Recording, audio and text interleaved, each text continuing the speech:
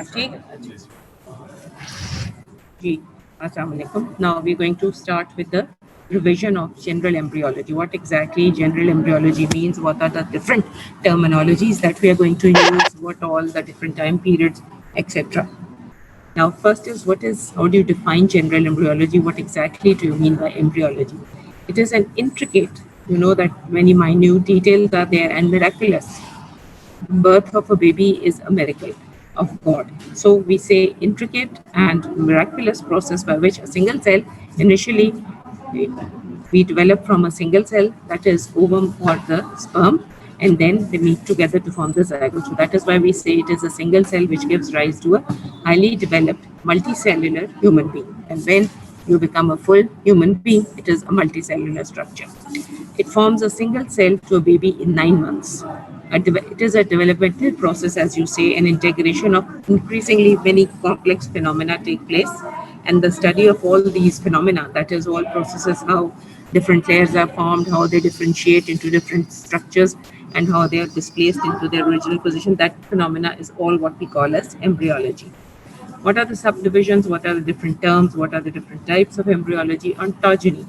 One thing is the total life period of an organism, that is starting from the day of birth till end.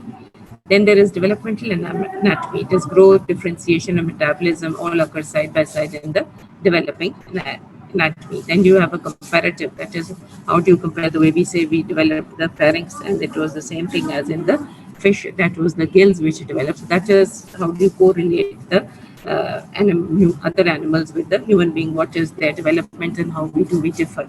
Then there is experimental embryology. That is, by experiments they produce some models that which we can observe the process of genesis. That is, we produce some experiments and that the results are seen, and then we see exactly how do this process is going to end up into giving us a certain structure. Teratology is something which is abnormal development. That is, normal development process is going on, and then when there is abnormal development or the congenital anomalies, that is the study is called the teratology. And genetics is what is the role of the genes which are inherited from the mother and the father. How do they play a role in forming the newborn? History is processed from a single cell period of organ primordia, that is, first 8 weeks are there, which we call as the embryogenesis. That is, all the general structure or a mass of cells is going to differentiate into different organs. That is organogenesis. That is why we call it the organogenesis. So everything or the ground basis or the model or this is of the all the organs is laid down in this period, and that is what we call as the embryogenesis. That is first 8 weeks, or you can call it the 3 months time period, organogenesis. The period from that point on till birth is called the fetal period. That is, it just differentiates more, increases in size, and so on. That time period is called the fetal period till the 9th one. And then the study of this origins and causes for birth defects, why certain abnormalities have occurred, why normal birth is not there, that all study we do it with teratology. This picture shows you an abnormal development. What is the significance of studying embryology is knowledge of development of different organs, tissues, and systems. That is, how they are formed, what are their different parts, everything. Then how do we understand, when we know the development, we understand the functional activity of that organism. And then it provides various relationships in the body, that how it is when we are studying the development, how is it placed, what is the asymmetry, what is the blood supply, where does it take its origin, how does it get its nerve supply, why A nerve supply, not the B one, and so all that tells us about the in the embryology. And then this correlates the development of various other organisms in the vertebrates. So it also helps us to understand the causes of variations, why different children in one family are of different features. That is how these variations are produced in the world. That also is because of the study of the embryology. Then we have new techniques which develop for the diagnosis, whether a male is born, female is born, a normal structure is being developed, and all that. That is new techniques, or you do experiments for the prenatal diagnosis if the baby is normal or some abnormality is developing and you need to interfere with it and do some treatment. Then how can we prevent birth defects? What structures are leading to the or what are the structures, which drugs, what radiations, etc. What is the cause of certain malformations? So to prevent those, we need the mechanism how we can prevent that. Then treating the infertility, that is if the mother is not able to produce the baby, that is she's infertile, how what is the problem in different pathways, and then we can treat it. And then why does, if fertilization does occur but the baby is aborted, why that occurs? So making or studying all the pathways of the mother and the father, and then what are the processes, how the baby is going to go on smoothly, and how it can be aborted, what reasons are there. So we just have to study all that process to prevent all the abnormal developments, and then clean, smooth development goes on. And then we can improve in the prenatal, that is before birth, reproductive health effects, birth outcomes, postnatal care. I mean, all the features, that is how we can have a healthy birth of a healthy baby, the mother and the baby, they are healthy.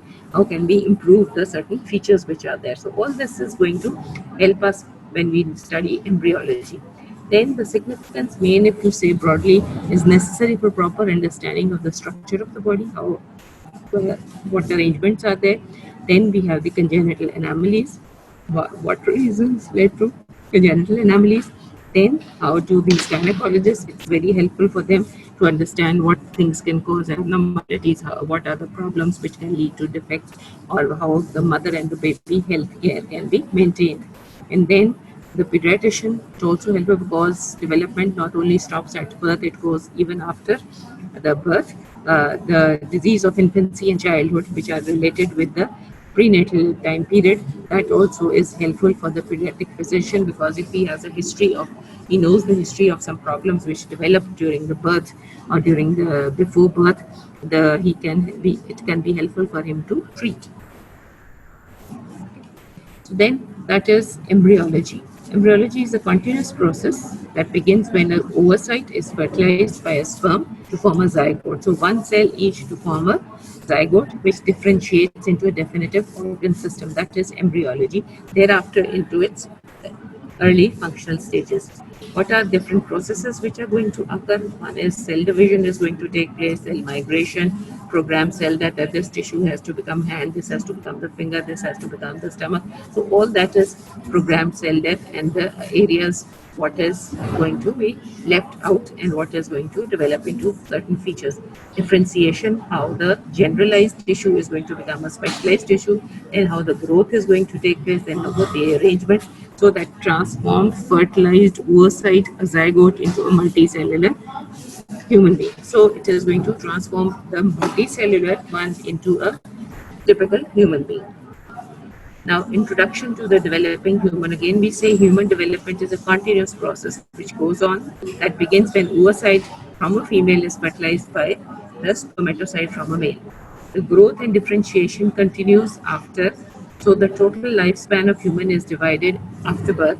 So the total lifespan of a human is divided into phases. One is prenatal period, that is intrauterine before birth, total 280 days, and then there is postnatal, then birth occurs, and then you have this prenatal, sorry,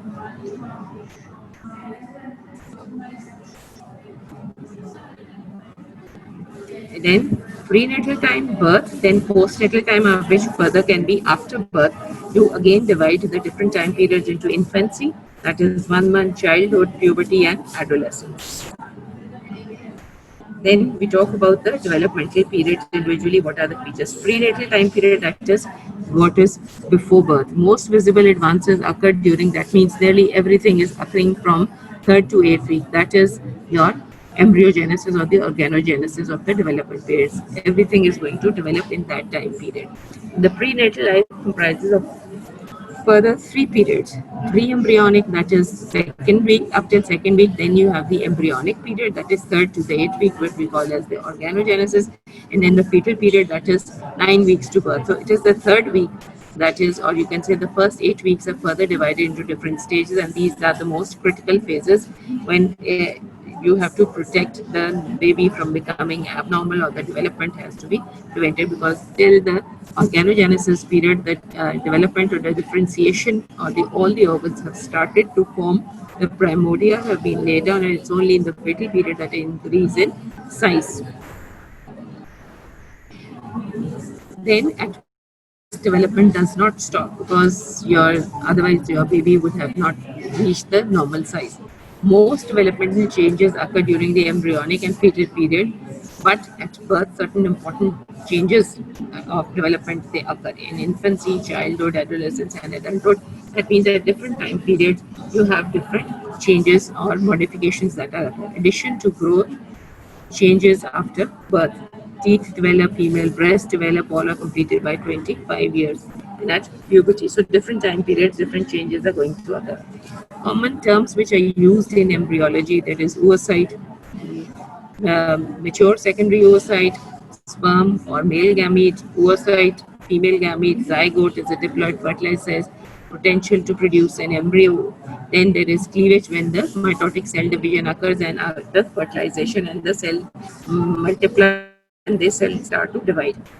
Morula is the result of the cleavage. Many small cells are formed like a mulberry bush. Conceptus is a developing embryo or the fetus, and then along with the amniotic sac with the placenta, all these, that is called the conceptus. An embryo is the first 8 weeks of development, when the primordia or almost the organs have started to appear. So these are the different terms which are used at specific period. The terminology again, oocyte is sex cell, female sex cell, a mature secondary oocyte ready for fertilization, and blighted ovum is whose development has stopped. That means fertilization has occurred, but it does not mature further. That is the term blighted ovum is used. Sperm, male germ cell in the testes. Sperm or spermatozoa is the male gamete. Zygote is the diploid fertilized cell which has the potential to produce an embryo. Fertilized ovum or an zygote, it is the same term which you can call it a fertilized ovum or you can call it a zygote. It means the same. Then is fertilization or the conception age. How can you say when the baby is going to be born? Not exact process cannot be observed, but it is just a calculation that we do. There are two terminologies that we use: gestational age and fertilization age. To calculate the date of embryo or the fetus from the first day, what you know is you can ask the mother when was your last normal menstrual period. That is what we call as last normal menstrual period. That is what we stay, and you count 9 months after that. That is the gestational age, and you say that this month is going to be the delivery time. But if you say, but the thing is that when the last normal cycle period starts, we'll talk about the ovarian and cycle, the estrogen and the progesterone cycle.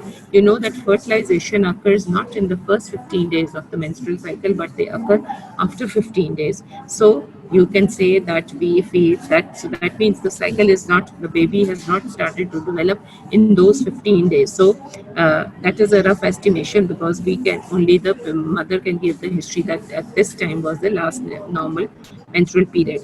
Then you count taking that the cycles from that LMP, you minus 2 weeks, and then you go on. That is called your fertilization age. That is the middle of your normal menstrual cycle when you know fertilization occurs. It is just a supposition that these days, 15 days from the last normal menstrual period, fertilization occurred, and then you start counting 9 months from that.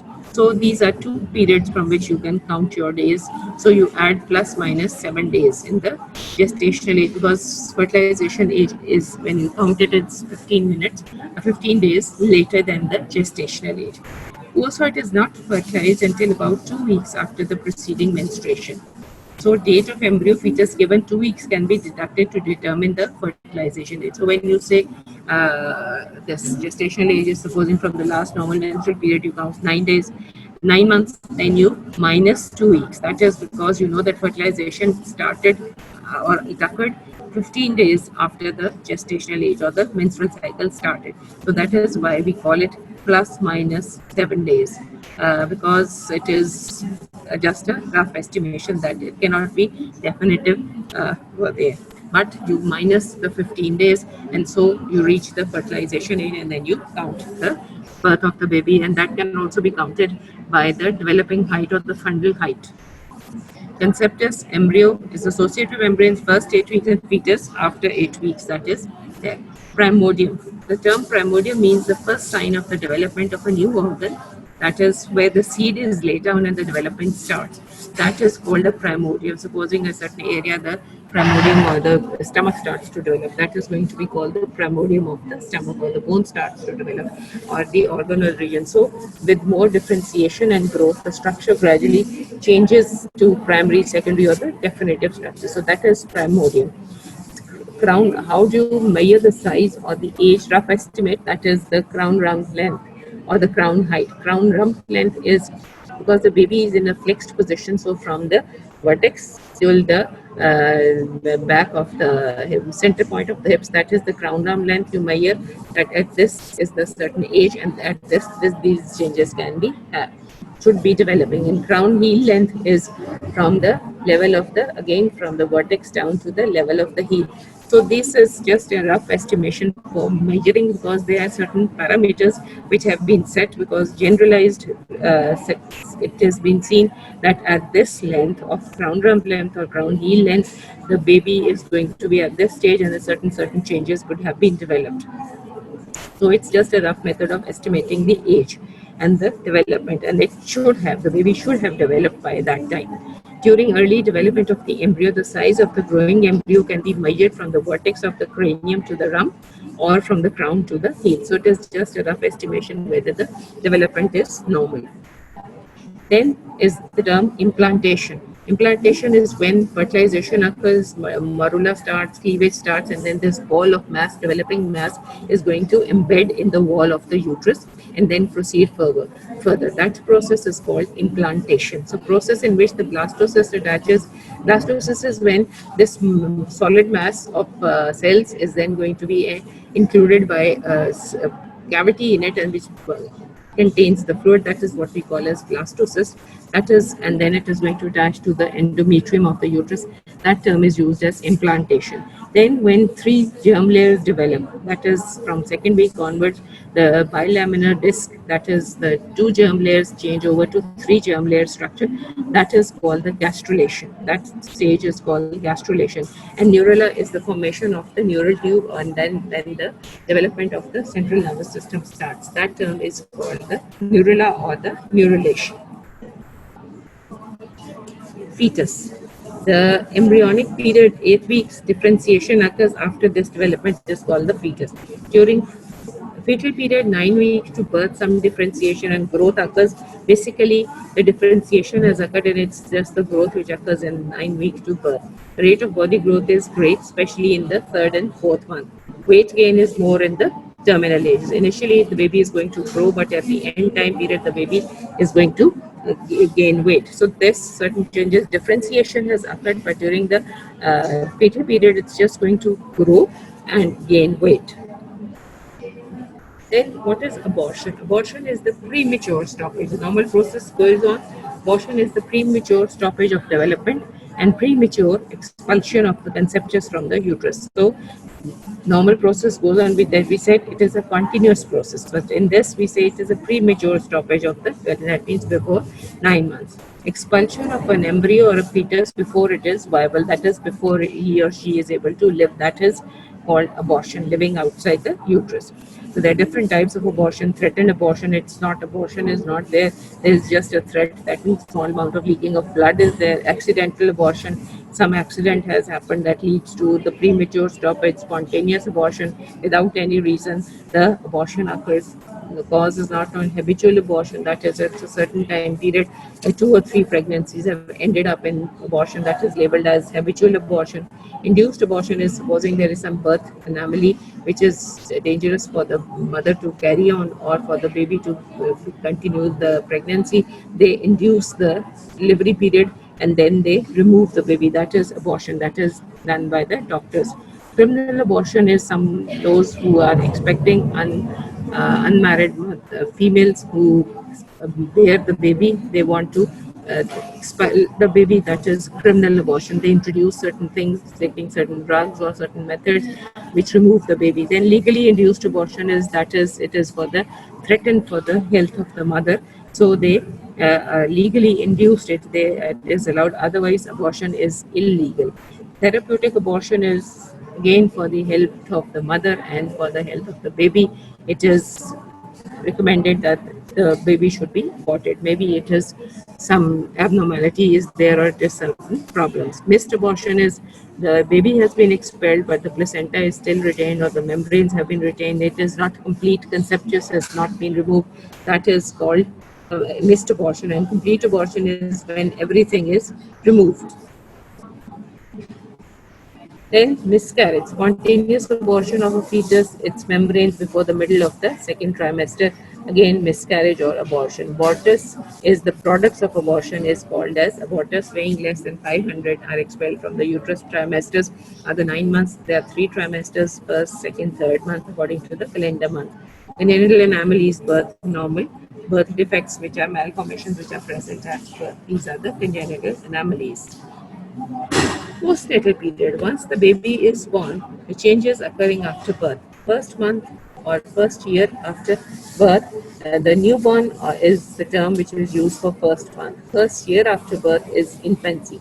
First 4 weeks is the neonatal period, that is the newborn. Intrauterine, extrauterine critical changes, because you know that initially the baby was dependent on the mother for the respiration, for the heart to perform, then for excretory functions. So this is a time period when all the changes, these systems, they baby shifts on from the mother onto the baby. So these is why we call it critical changes in the cardiovascular system and the respiratory system occurs.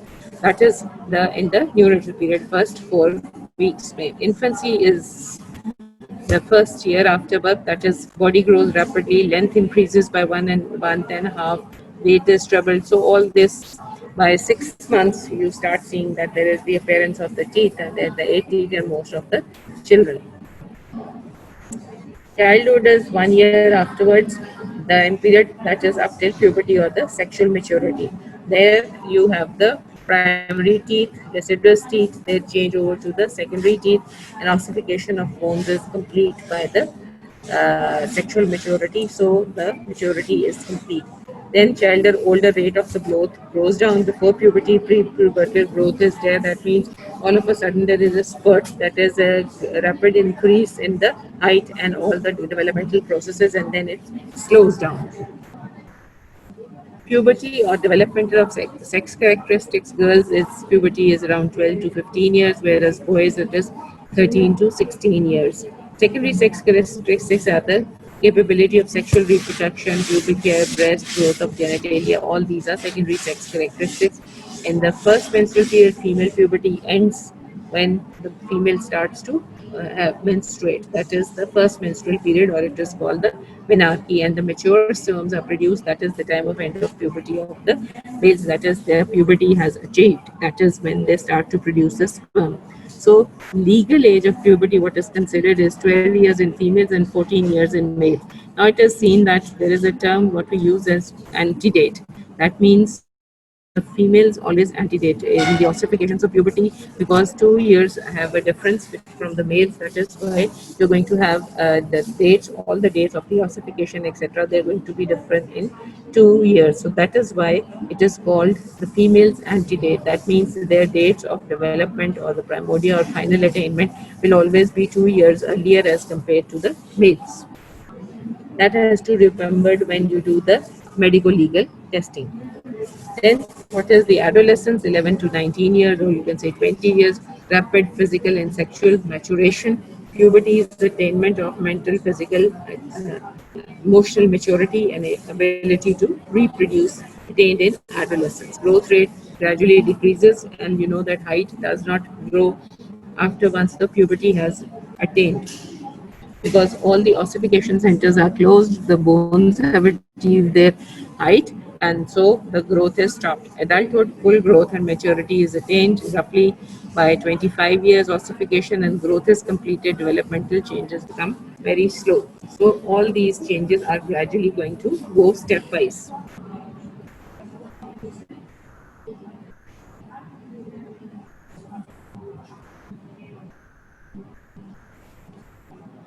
Just a second.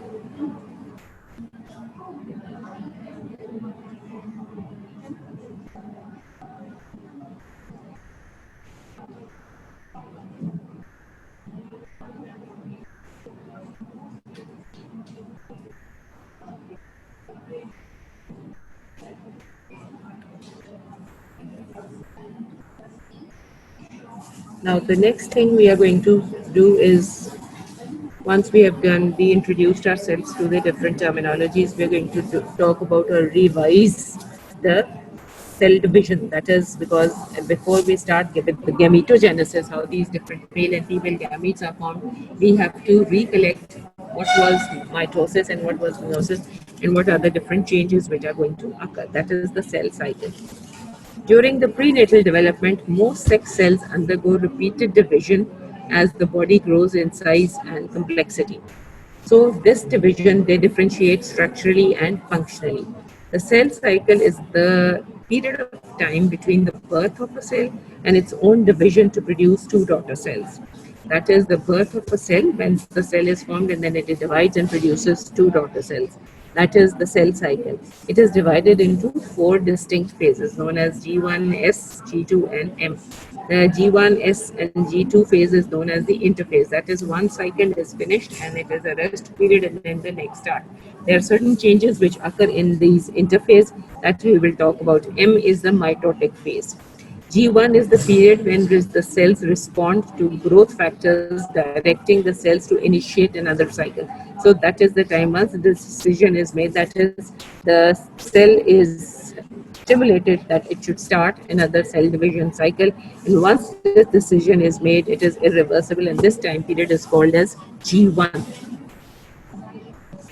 Cells that retain the capacity for proliferation but when they which are no longer dividing. That means once one cycle is finished, next cycle is not started as yet, that phase is called the G0 naught phase. That is described as the quiescent phase. That is, no activity is going on, but then the cell is stimulated, so that phase it enters into the G1 phase.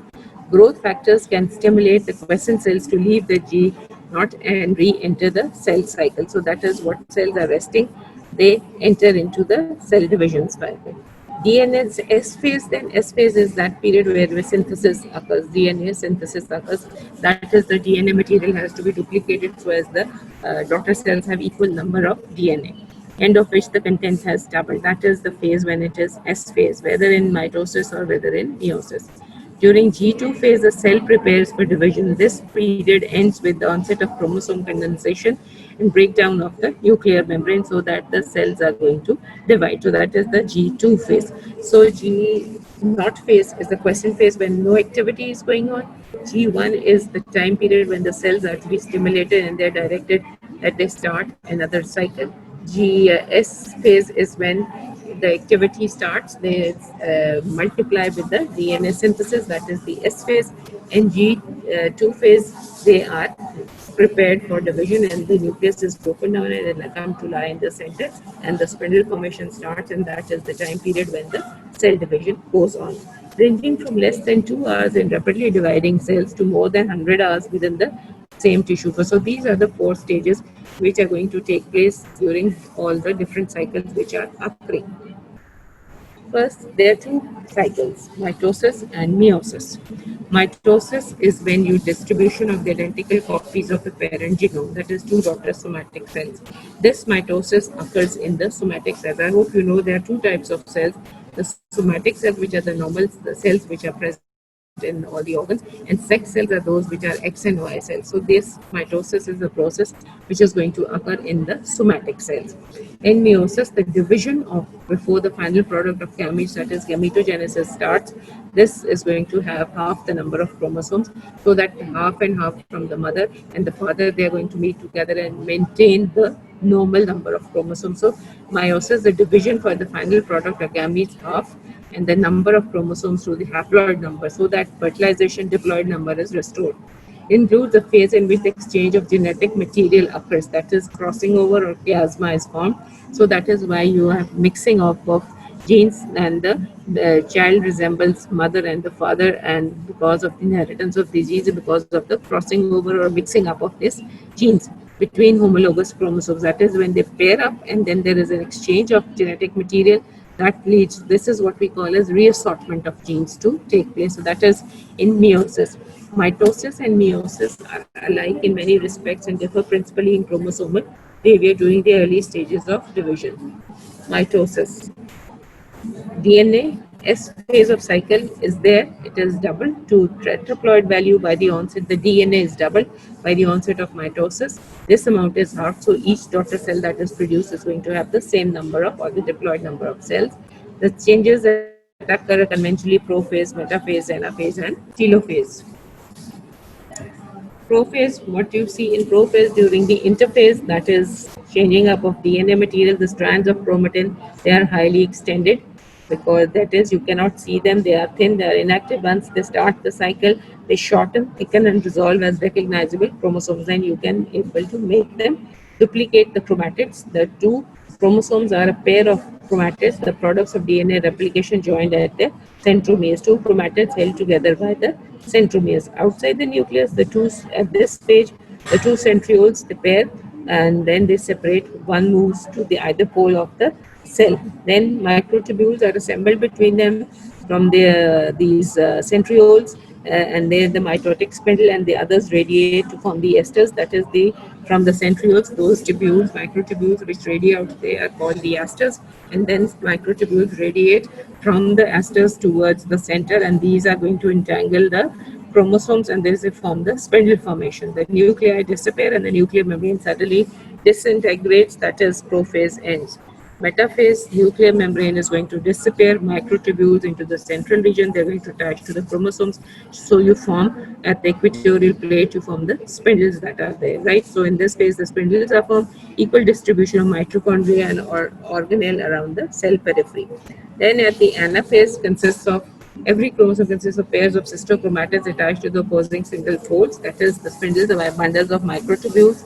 This the onset of anaphase begins with the proteolytic cleavage. Each then moves towards the opposite spindle poles as the microtubules attach, that is these chromosomes, they move towards the opposite spindle poles. Half the shorten and move towards the pole. There is microtubules attached to the each then move towards the opposite spindle poles. That is the microtubule bundles attached to the centromeres shorten and move pole-wise. At the end of the anaphase, the sister chromatids are grouped at either end of the cell. That is, it's full chromosome shifting onto each side of the centrioles, and both clusters are diploid in number. So that is why you do not split up the chromosome into two chromatids. It's the chromosomes which are shifted, and the DNA material is already doubled, so the genetic material is the same. So they are split on by the shortening of these the spindles, and which go on to the either side. Infolding of the cell equator begins, deepens during telophase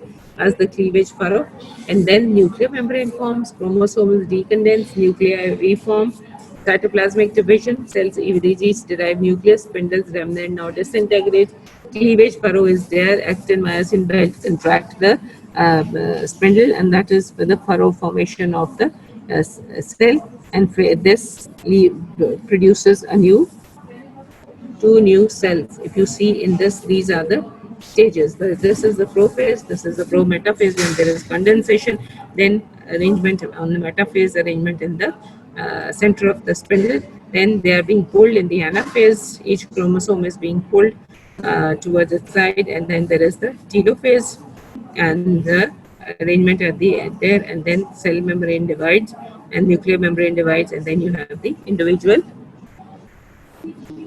formation of the new cell. So at this level, the failure of disjunction. What is disjunction of chromatid? So that sister chromatids pass to the same pole, and may sometimes occur that of the two new cells, one will have more number and the other will have fewer chromosomes than the diploid number. So exposing to, that is what we call as ionization, and this is the process of disjunction, failure of disjunction, that is equal number of chromosomes they have to shift to each side. That is 44 is one side and 44 is the other side, 42 or 43, whatever number is there.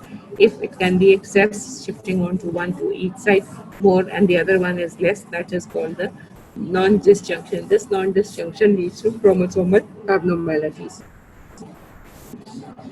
So this leads to the mitosis. Then is meiosis. There are two cell divisions which are going to occur during meiosis. Let's remember that meiosis occurs in sex cells. Details of this process differ at cellular level for male and female lineages. That is, and in both there are certain changes which result of certain different processes which are going to be there. Meiosis 1. In meiosis 1, the prophase is a long complex phases and it has further small groups, that is leptotene, zygotene, pachytene, diplotin, and dikinesis stages. Leptotene is homologous chromosomes, copies of the same replicated in the preceding S phase, and each consists of a sister. Here, the duplication, the DNA material is duplicated S phase and consists of sister chromatids joined by centromere located one another within the nucleus. And there is process of genetic recombination is initiated. That is, there is chromosomal linking up or the crossover is there. It recombination is started, begins to condense and they appear as the individual. If you see this period, this is the pairing begins. Then these pairings are the pairing of the chromosomes that is laid into the center. Then there is the chiasma, that is the crossing over of the genetic material or recombination of the genetic material is occurring. Then in the zygotene stage, the homologous chromosomes become associated with one another. Their synapse, also synapse. Pachytene is complete for all chromosomes. Each bivalent looks like a single structure, actually two pairs of sister chromatids. So that is, it's one chromosome. That means combination of two chromatids. Genetic recombination is completed. Then diplotin stage, where the homologous chromosomes are much shortened, separate except where crossing over has occurred. That is where there has been exchange of the genetic material, that is chiasma or X, that is just attached to each other. The rest is going to separate out. And chiasma forms between the pairing, because first initially they were paired and then there is exchange of maternal and paternal sequences, and this is what we call as the chiasma formation. The chromosomes are going to separate out except at the chiasmatic formation. Dikinesis is chromosomes still become bivalent, even shorter and thicker, and then gradually they attach to the spindle at the metaphase plate. All this was occurring in prophase. Then the crossover, what exactly is crossover? Critical events in meiosis 1 are the interchange of chromatid segments between paired homologous chromosomes. Segments of chromatids break and exchange as homologous chromosomes separate. As separation occurs, points of interchange are temporarily united and form an X-like structure, a chiasma. So that is crossing over of material. Approximately 30 to 40 crossovers, one per chromosome is there.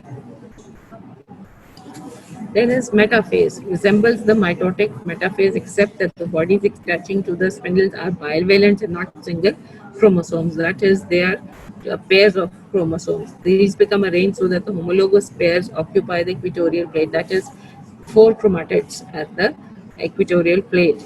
And these two form one homologous chromosomes, where in that it was not pairing of chromosomes in this initial phase of meiotic division. It is going to be a homologous pairing first. Then homologous chromosomes are pulled opposite towards the opposite spindle poles, but they are held paired at spindle mid-zone by the chiasmata. Where there is crossing over, then they are going to be separate out to the asters. This recomposition is essential for mechanic meiotic division 1. Without it, cannot align properly, and errors in chromosome segregation known as non-disjunction. That is, then it is separation going on towards each pole. If equal number of chromosomes are not separated, that results in non-disjunction chromosomal abnormalities, and that leads to product of aneuploidy. That means the chromosomal abnormality genetic generation starts. That means the development. Most human embryos are non-viable, and this is the major cause of fetal loss. In this case, when there is non-disjunction, they cannot survive, and the cause of the fetal loss or spontaneous abortion occurs, particularly during the first trimester.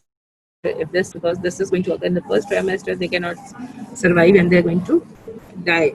And this most common in Down syndrome or trisomy of 21, which is relatively rare in young mothers, but with an increasing age. Then is anaphase and telophase. Anaphase 1 of meiosis begins. We have two meiotic divisions, meiotic division 1 and meiotic division 2. Anaphase 1 of meiosis begins with the release of cohesion between the arms of sister chromatid mud during this. In meiosis, this unties the typical knots. The chiasma is untied and allows the homologous chromosomes to separate and migrate to opposite poles. That is, the chromosomes are going to separate out. That means the pair of chromosomes is going to separate out to the asters. As positioning of the bivalent pairs is random, assortment of maternal and paternal chromosomes telophase is also random pairing. It's not that this gene is going to grow or this is not going to grow. During meiosis, one cytoplasmic division occurs by specialized mechanisms. Female division is highly asymmetric because we produce one secondary egg and the other is known as a polar body. That is, it has less of the cytoplasm. So, in this, in males, the process does not go to full completion, resulting in production of spermatocytes that are then joined by cytoplasmic bridges. Equal cells are produced. In meiotic 2, just after meiotic 1, short interval, there is no duplication of the DNA synthesis occurs and it enters into the meiotic 2 division. The centromeres of cystochromatids remain paired, each which can face the opposite spindle pole. Onset of is triggered by loss of cohesion between the centromeres as it is mitosis. This second division is more like mitosis, that is in chromatids separate in that chromatids separated, genetic material was doubled, so the number, the amount of genetic material was the same. In first, initially we were separating the pair of chromosomes. Now we are separating out the chromatids. That is, one chromosome with two chromatids is being separated during the anaphase. But unlike mitosis, the separated chromatids are genetically different. The result of genetic recombination because we have genes. Cytoplasmic division also occurs, and thus in male, 4 haploid cells result from mitosis 1 and 2. In female, the result is one proper oocyte, then a polar body, and 3 polar bodies are formed. You see this? This is generalized meiotic division. In the anaphase of the first meiotic division, this is the crossing over of the genetic material. Double strain crossing over goes. These two full chromosomes go to either side, and then these two, one chromosome, which is the combination of a chromatid, that splits up in the second genetic meiotic division, and so we get 4 cells. As a result of meiotic divisions, genetic variability is enhanced through crossover, which redistributes the genetic material, and random distribution of homologous chromosomes to the daughter cell. So each germ cell, there is genetic variability is by the crossing over. These processes of the crossing over is because the genetic material is exchanged. So because of this meiotic division and because these cells are occurring, this meiotic division is occurring in the female and the sex cells. So this variability is again, they are going to continue forwards with the formation of the passing of the genes to the developing embryo or the baby. So genetic variability, how do you, because from the mother, the baby is having a different gene. That is what we call as genetic variability. It is enhanced through this crossover. That is where you have the chiasma, which redistributes the genetic material. There is exchange of genetic material, and there is random distribution of homologous chromosomes. That is the pair of chromosomes to the daughter cells. So some may go all to one side, some may go to equal distribution, or they can be a random distribution. So there is no fixed reason. So each germ cell contains a haploid number of chromosomes, so that at fertilization, a diploid number of 46 is restored. So as we see in this was 2 chromosomes with doubling of the chromatids. That is, one chromosome is 2 chromatids together. Pairing of the homologous chromosomes occurs. These come to lie at the equator. Then there is the crossing over of this at the equator, that is chiasma is formed, or recombination or genetic recombination is occurring. Then these lie and they are pulled towards the spindle at the asters. Then this is going to be one full, the chromosomes are going to be pulled in the anaphase and the telophase onto the surface with the crossed over genetic material. Then these doubles, then when you start the second meiotic division, there is no doubling of the DNA material, or there is the, it starts in cells resulting first meiotic division. Then again it automatically enters into the second meiotic division. And the second meiotic division, this chromosome which has two chromatids, this is going to then split up. Initially it was splitting up of the First meiotic division is splitting up of the two chromosomes. That means two chromatids going to one side, but in this, it is going to be splitting up of the chromatids. That is, two chromosomes split up at the centromere, leaving one chromatid to one cell, one chromatid. That means that is how we half the genetic material, because we have initially doubled the genetic material by the beginning of the first meiotic division. At this first meiotic division ends, what you have is half the chromosomes in one and half the chromosomes in the other. That is by the genetic recombination which is there. Then again, this is automatically going to enter into the second meiotic division. This second meiotic division is not going to be preceded by the duplication of the DNA material. And then when this divides, there is going to be a division of these chromatids. That is a chromosome containing two chromatids. One is going to go into one chromatid into one cell and the other into another cell. So at the end of meiotic division, first you have two cells, and at the end of the second meiotic division, you have four cells which are produced, and each is going to contain the half the number or the haploid number of chromosomes, because when this half is going to unite with the half of the other parent, it is going to become a diploid number of chromosomes. This is generally what is there in the males, but in the females, it is in the first meiotic division, there is going to be secondary oocyte, and then there you have a first polar body. And when this divides, this is going to produce a secondary oocyte, and then two polar bodies are going to be formed from the other polar body. Polar body is something when we talk about the post generation in this oocytes, the female division gametes and the male division, then we will talk about the differences. This is just to recollect, giving you what is all exactly the process which is occurring in the genetic material or this mitosis and meiosis. So one thing is, right, there is in mitosis, it occurs in the somatic cells, that is all the general cells of the body, whereas meiosis that occurs in the sex cells. Mitosis is just one division which before that it produces duplication of your genetic material, whereas meiotic is two in number, meiotic 1 and meiotic 2. Before meiotic 1, your cell division is going to occur. That means the duplication of the genetic material is there. And when you produce in mitosis, the cells multiply and they complete the mitotic division. The two cells which are produced, there is separation of the chromosomes. There is no genetic crossing over.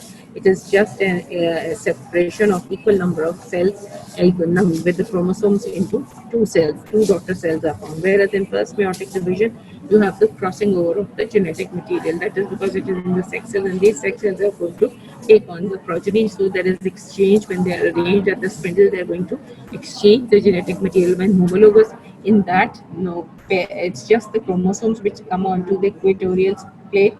In this, there is pairing of the homologous chromosomes in the meiotic division, and then there is exchange of genetic material in case of the meiotic division. Then there is splitting up, and then you have the equal number of chromosomes. But then this second meiotic division is automatically going to continue, and this second meiotic division is not going to be preceded by the duplication of the DNA material, and then this is going to divide the centro, where the chromatids are going to split up, and so you get four daughter cells which are with half the number of chromosomes. So when this half in one parent meets the other half in the second parent, this is going to end up in the diploid number of chromosomes. So basically, what is the benefit of meiotic division is you have genetic variability. There is redistributes the genetic material, so that when the mother and the father, they are different from the child, but there is the genes have exchanged over. So crossover occurs. That is because of crossover and random distribution of these chromosomes. That is height, growth, weight, all these different types of chromosomes, they are randomly distributed. Exactly one pattern of father is not followed into the same as that of the baby, but there is a random exchange or distribution of the chromosomes to the daughter cells. So, and at the end, when there is germ cell contains a haploid number of chromosomes, so that fertilization, the diploid number. So the most important output of the meiotic division is that it has to have a 46 as a cell product, the baby that is produced, so that when it joins another 46, the diploid progeny is maintained. So that is the important process, right? So that was about the introductory portion, the meiotic and mitotic replication. In the next class, inshallah, we'll talk about the gametogenesis, that is the putting it, fitting these changes, crossing overs, etc., into the male gametocytes and the female gametocytes, and what is the result and what is the outcome. Okay, Ji. Thank you.